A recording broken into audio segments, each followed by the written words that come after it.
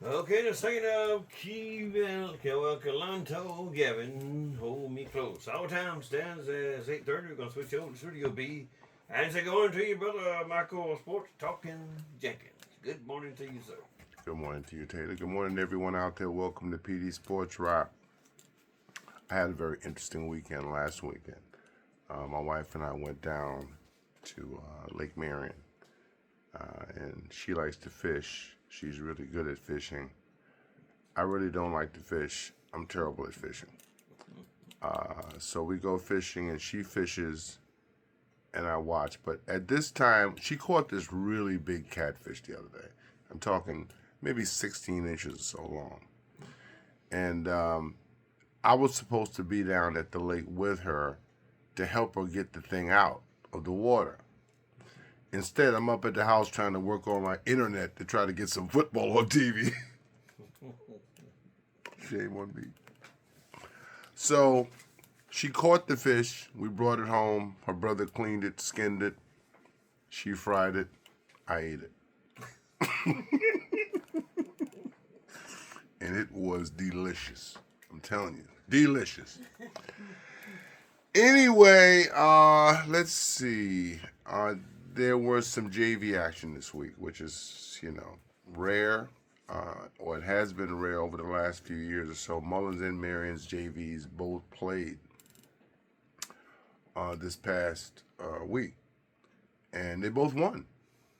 So, congratulations. I have some names here of some of the youngsters that played for Marion. I hadn't connected with anyone in Mullins yet. But Miss Epiphany Davis, whose son plays on the team, was kind enough to round up some names from the teams, the guys who are impacting the JV football team right now for Marion. And the names are Jeremy Bryce, he's number 4. Skylar Spry is number 2. Xavier Dixon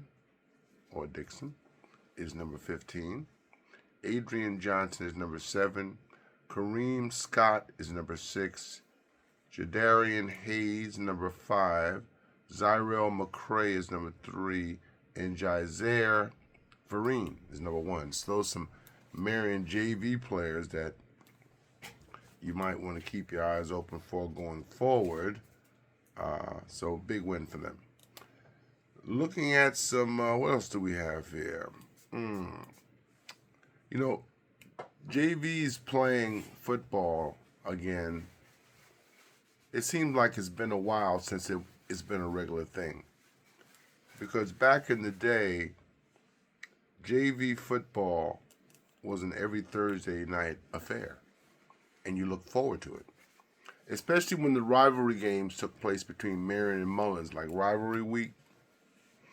You would have, of course, the varsity boys be playing on that Friday. But the Thursday game, the JV game, was always big. I remember back in long ago times when Tim Perkins was the head football coach for the JVs at Marion, and Mark Gerald was the head football coach at Mullins for the JVs. Those were some battles. Mark was an offensive genius. I think the history will show that he could have been the missing link to Mullins winning a state championship in football. Because he brought all those kids along that eventually grew up and became a great varsity team. He coached all those guys. JV guys. So, but of course he was a basketball guy first, and he concentrated on that. And thank goodness he did. That's all I can say about it. Anyway. So Mullins boys last night got a win. So that's the first win for any team in Marion County varsity-wise. Congratulations to the Auctioneers beating Green Sea Floyd last night.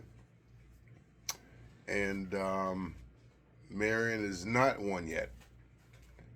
And they lost last night. They got Dillon next week, I believe. The schedule is brutal for Marion, considering they're a team that won one game last year. And now they are winless after 3. and as I said, Dillon comes to town. Mullins, for their part, last week. Let's see what they did last week. They lost last week to Lakeview Alligators. And it was a close one, but Lakeview got them, and Lakeview got Marion in their first outing this year as well. So,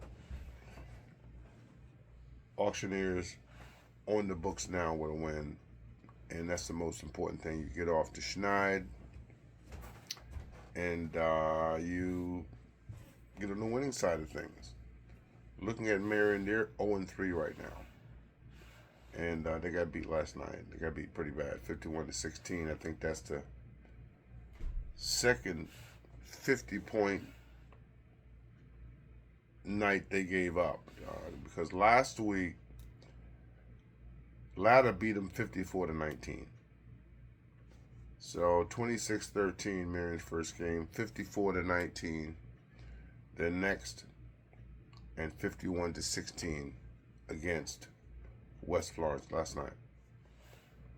Up next for them, Dillon, as Marion hosts Dillon next week. Kingstree comes up the week after that. And then they travel to Mullins, play the Auctioneers on the 26th. Looking down the schedule with Atlantic Collegiate Academy, they're not very good this year. They're not great. But Marion's got to play them as well. And then after they play Atlantic Collegiate Academy down there, they host Lake City. And they finish the season off with road games against Manning and East Clarendon. So it's looking really, really tough right now for the Swamp Foxes in terms of just getting a win.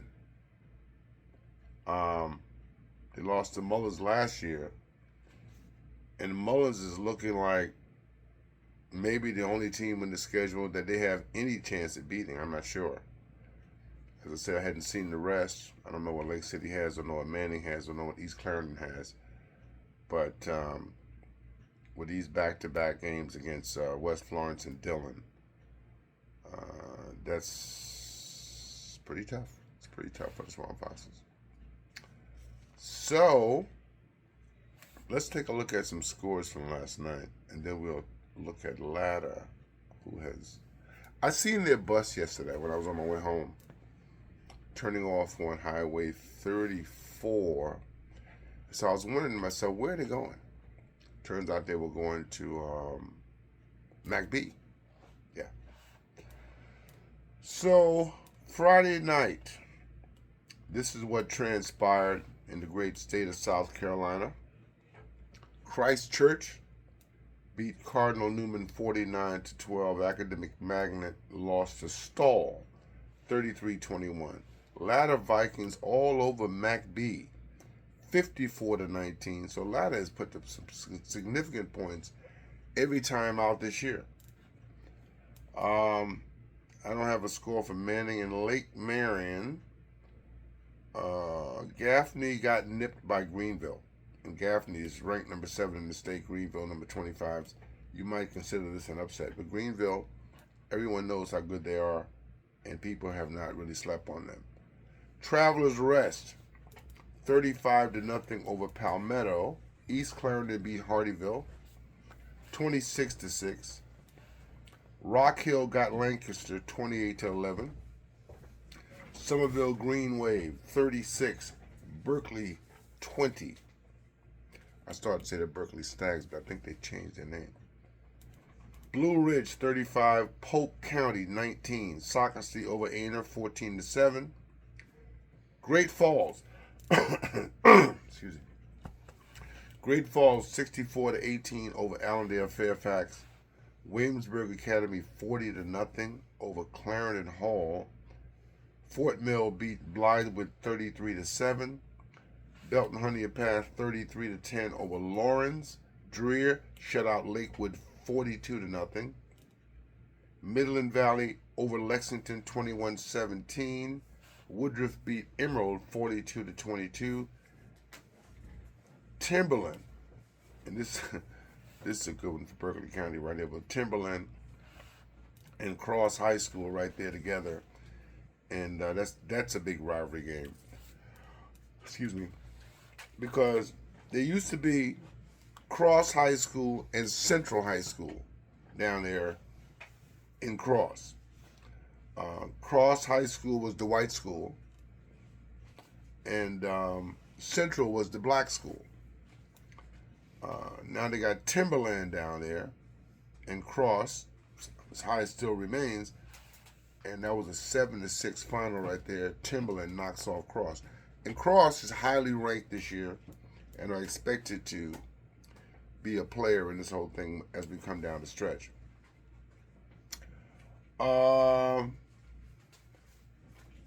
You got Sumter visiting Myrtle Beach last night, and I'm sure the Beach, from the looks of this score, they would rather Sumter stayed home.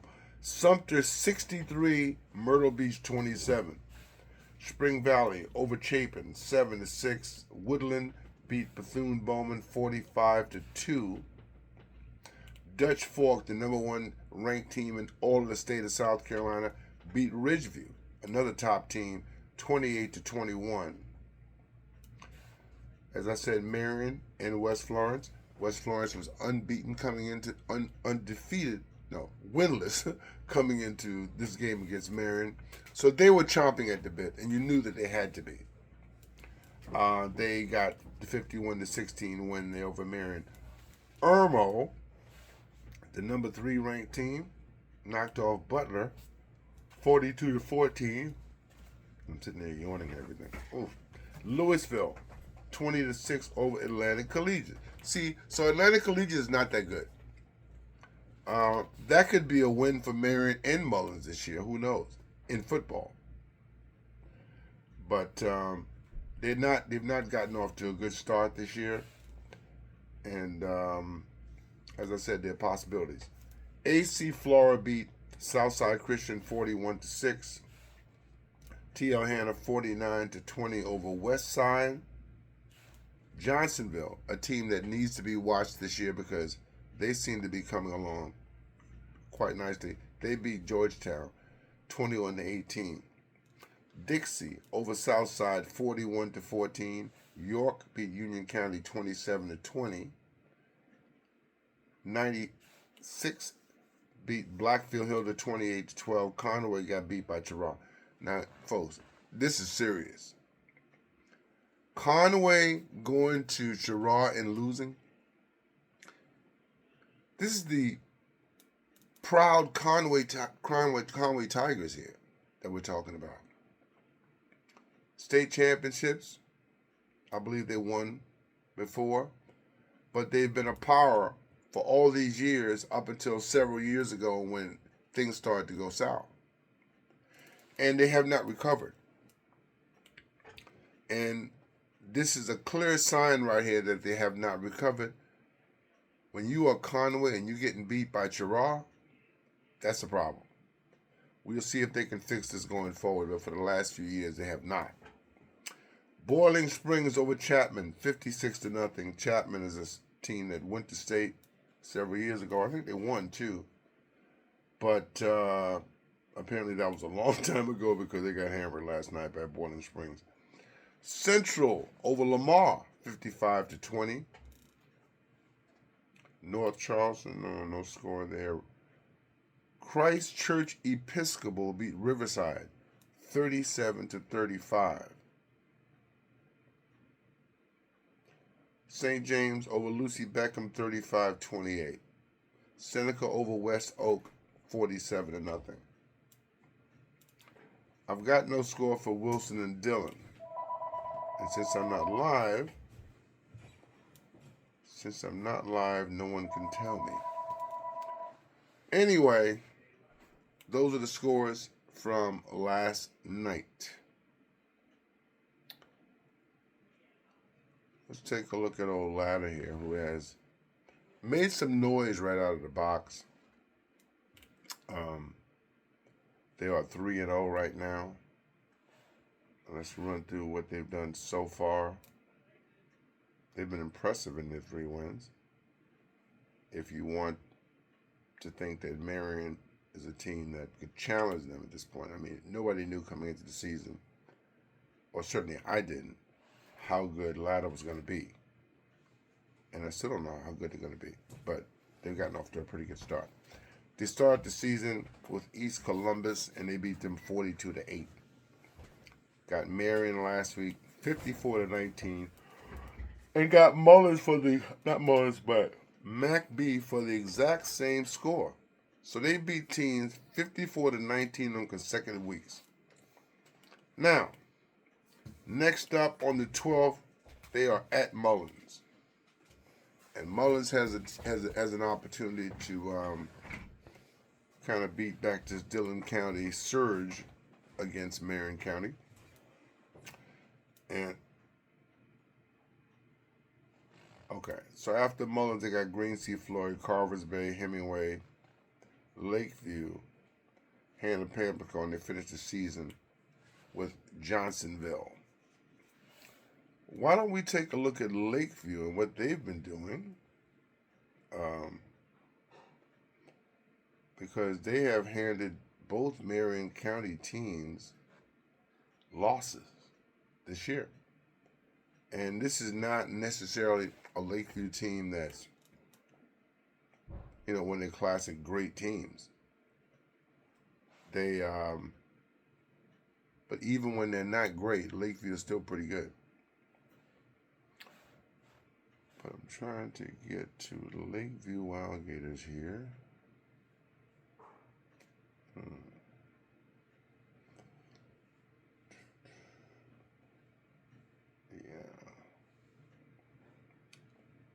Wildgators. Okay, so Lakeview right now is 2-0, according to this. They play Scotts Branch on the 12th. And the schedule and results read. First game was against Marion, and that was a good game. That was a game I thought was winnable for Marion. 26-13, Wildgators get them there. And they come back the very next week, and they get Mullins 26-20. As I said, they got Scotts Branch coming up, Johnsonville coming up, Hemingway, Hannah Pamplico, Carvers Bay, Latta, and the end of the season with Green Sea. This is a big week coming up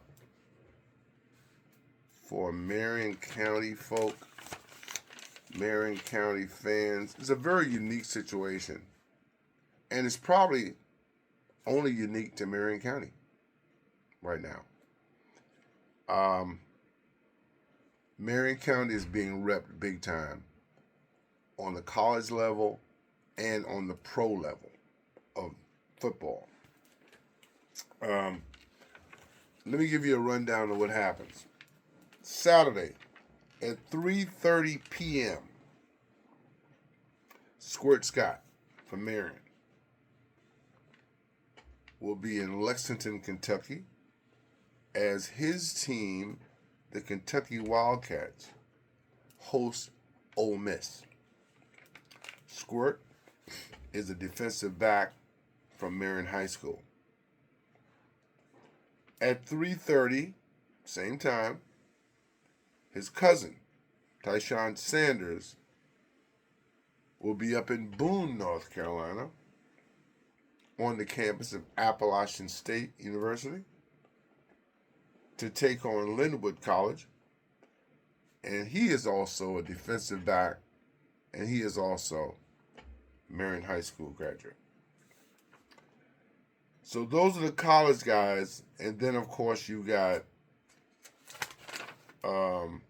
Gabriel Cusack and Demorius Wilson, who are playing at Lewisburg Junior College up in Lewisburg, North Carolina, and that's right about 45 miles outside of Raleigh. they will take on Presbyterian College's JV team this afternoon. And this is being done up at Presbyterian College, which is in Clinton, South Carolina. So that's a game that some people are definitely going to make today, I'm sure. But on Sunday, and this is where the pros step in, 1 p.m., Charlotte, North Carolina, Mullins' own Xavier Legette will take on, him and his Panthers, will take on the Jacksonville Jaguars. Now, you've noticed that Xavier Legette is getting more and more popular. Seeing him on more and more commercials.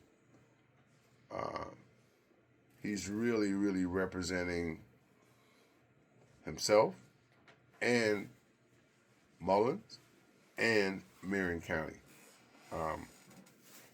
He's like the number one receiver on the team now, or at least top two. He's playing right here in Charlotte. I'm sure a lot of people are going to make this trip tomorrow as well. So, Zay Legette, Jacksonville Jaguars coming to town. He'll get to up his stock a little bit more and give the home folks a little bit more stuff to holler about. Cam Smith is in Indianapolis. Of course, Cam Smith is coming from the Smith family and the Cross family. Mom's a Cross, dad's a Smith. Turned out to be a great combination because he finds himself in the NFL right now with the Miami Dolphins. Pretty sure he's a defensive back. I hadn't seen him play, but if I get an opportunity to, I definitely will. You might remember Cedric Smith, great basketball player for Mullins many years ago. This is his nephew. So the Smith family is well represented here. And, okay, here we got more kinfolk news. TJ Sanders from Marion. Tomorrow he'll be in Buffalo, New York, as his Buffalo Bills host two-time MVP and my favorite player in all of football, Lamar Jackson, and the Baltimore Ravens come to town. Of course, TJ played for the University of South Carolina. He came from Marion. And now finds himself in the NFL. How excited are you folks out there that these kids have gotten the opportunity that they have? How excited are you that we have so many guys, or we have this many people walking around from Marion that are now NFL players? How does that make you feel? It makes me feel great, because it's been a long time coming.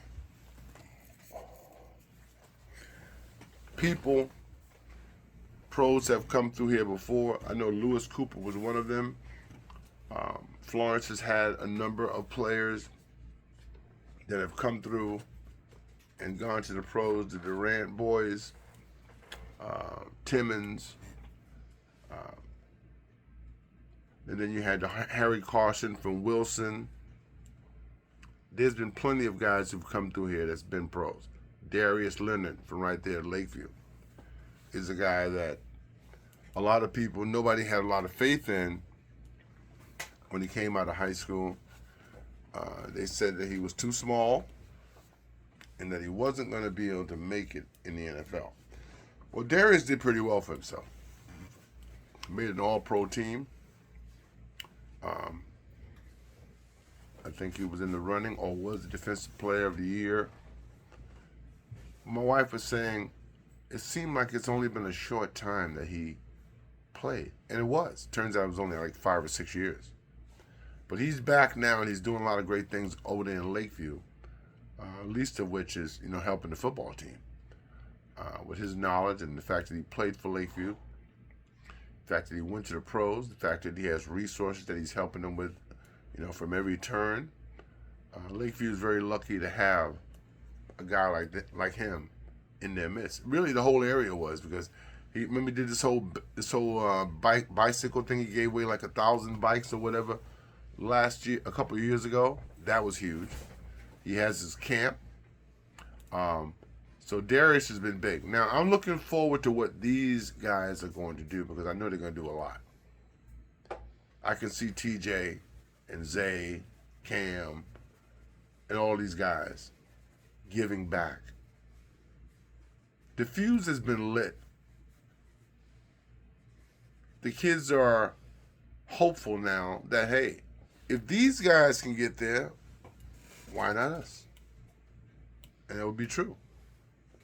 So you have a lot of great examples right now that have been, a lot of guys who are some great examples for you, newbies that are coming along. You see a possibility of things being attainable now, where maybe they might have seemed like a little bit out of your reach in the past. Looking around the rest of the NFL this week, they had a game last night. It was played in Sao Paulo, Brazil. You had Kansas City versus the Rams. It was a good game. And the thing I was kind of most impressed with about a game being played in a foreign country is it felt like a real game. The crowd was responding like a real football crowd responds. It wasn't like, I've seen games played over there in like England. Man, them people ain't thinking about no football over there, man, like that. I mean, the cheers and everything are not, it's not jibing, okay? It doesn't sound like it did last night with these people responding to plays kind of on cue. Pretty good. The Rams won the game last night. And I'm going to say something right now that I think a lot of people are probably not going to agree with. But I think that Patrick Mahomes, I think the league is basically figuring him out. He was dominating this league for how many years now? Couldn't touch him. He had an answer for every defense. What do you want? 2 Super Bowls, been to 3 or 4? I mean, this guy has been unbelievable. But I think that the league has caught up. I think they pretty much know what he's going to do now and what they have to do to keep him under wraps. And you have to admit, over the last year and then starting with this season, he's been under wraps. I think they figured out his lack of athleticism will kind of dictate that they play him differently. He's not a speed merchant. He's a guy who has a lot of tricks, and he's used them well, but the league is catching up to that. I don't expect to see Patrick Mahomes dominate football anymore like he did. I just don't see it. But he's still really good. Kansas City is good too, but I think their tight end, their heralded tight end, Kelsey, is done. I don't think he's good anymore. I think he's washed up. The NBA starts soon, and Tater's giving me the 1 minute, the one finger, 1 minute. Anyway, it's going to be interesting next week what happens with when Dylan comes to town. I need to get over and see Mullins. I was going to go last night, but I used the excuse that it was raining. But I was just lazy. Got home from work. Marion's playing right up the street. I didn't go up there either. So, but anyway, that's all I have for now. I'll be back next week with more. I'll be uploading this video because I didn't have internet access this morning. For some reason there was a bugaboo there, but you can watch the video later on YouTube. and I'm going to also upload it to Facebook. So, without further ado, I'm out. Later.